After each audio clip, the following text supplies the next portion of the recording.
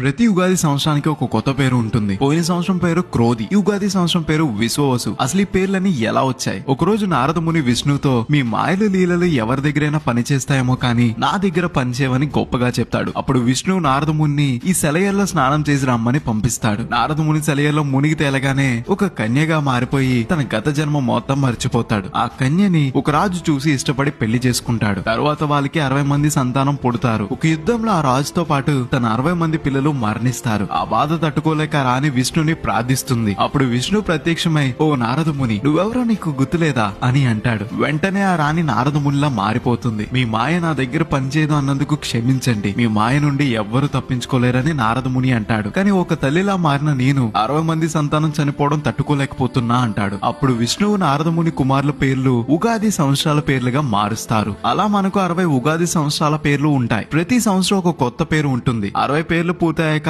మళ్ళీ మొదటి నుండి ప్రారంభమవుతుంది. 2025 ఉగాది సంవత్సరం పేరు విశ్వావసు. ఇది నారద మహర్షి కుమారుల్లో ఒకరి పేరు. ఇది ఉగాది పేర్లు వెనుకున్న కథల్లో ఒక కథ. ఇలాంటి మరిన్ని వీడియోస్ కోసం గోదావరి స్టేషన్ ని ఫాలో అవ్వాలి మరి.